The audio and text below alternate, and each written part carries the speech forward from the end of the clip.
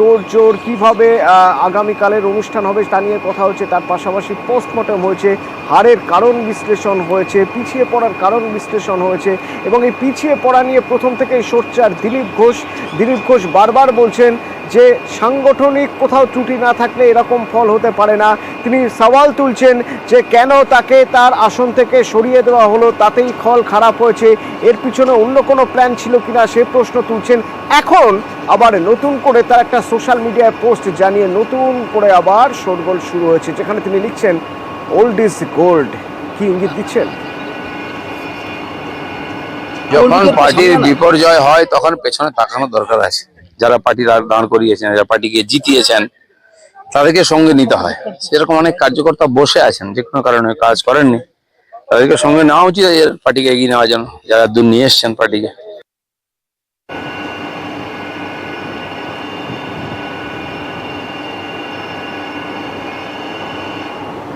প্রতিনিধি অনুপম আমার সঙ্গে ফোনে রয়েছেন। অনুপম, এই পোস্টের প্রেক্ষিতে একটু জানতে চাইবো।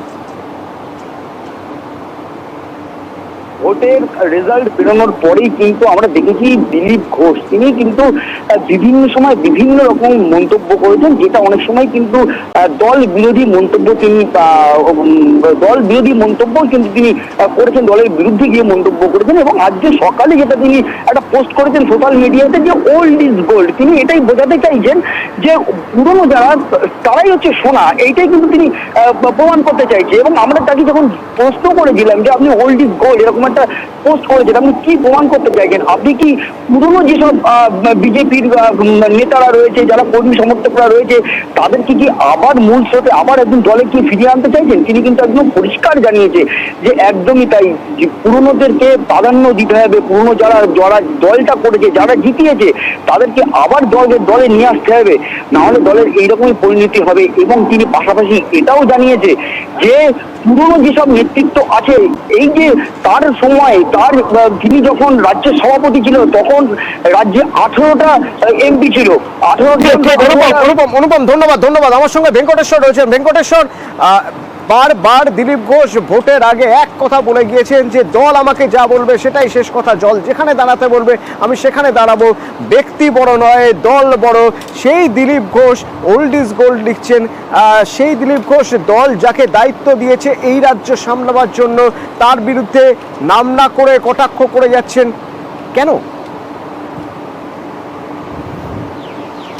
ওল্ড ইজ গোল্ড এই তিন শব্দে দিলীপ ঘোষ ফের আরো একবার রাজ্য নেতৃত্ব নিয়ে প্রশ্ন তুললেন, এমনটাই কিন্তু রাজনৈতিক মহল মনে করছে। এবং দিলীপ ঘোষ পরাজিত হওয়ার পর বা গোটা বঙ্গ বিজেপির রাজ্যে লোকসভা ভোটে ভরাডুবি হওয়ার পর থেকে আমরা দেখেছি যে দিলীপ ঘোষ তিনি বারবারই রাজ্য নেতৃত্বের ভূমিকা নিয়ে প্রশ্ন তাকে প্রার্থী করা হয়েছিল যে বর্ধমান দুর্গাপুর কেন্দ্রে তাকে সেখান থেকে সরিয়ে দেওয়ার যে ফল ভুগতে হচ্ছে বর্তমানে, সেই বিষয়টাও দিলীপ ঘোষ বলেছিলেন। এবং তিনি সরাসরি একেবারে তার জন্য একটা দলকে নেতৃত্বকেই দায়ী করেছিলেন এবং বারবারই তিনি একেবারে শুরু করে রাজ্য নেতৃত্বের ভূমিকা বা রাজ্য নেতৃত্ব দেওয়ার ভূমিকা নিয়েই প্রশ্ন তুলেছেন। আর আজ তিনি সোশ্যাল মিডিয়ায় ওল্ড ইজ গোল্ড অর্থাৎ এই তিনটি শব্দ লিখে তিনি আরো একবার বুঝিয়ে দিলেন যে দিলীপ ঘোষ তিনি স্পষ্ট করে দিয়েছেন, সেখানে তিনি বলেছেন যে ওল্ড ইজ গোল্ড অর্থাৎ পুরোনোদের ভরসা রাখা উচিত। কারণ বারবারই দিলীপ ঘোষ বলেছেন যে পুরনো কর্মীদের তারা পুরো সবাই একসাথে নামেনি, সেখানে দলীয় নেতৃত্বের কিছু সাংগঠনিক দুর্বলতা ছিল, ত্রুটি ছিল, সেই বিষয়টা কিন্তু দিলীপ ঘোষ বারবারই বলেছেন।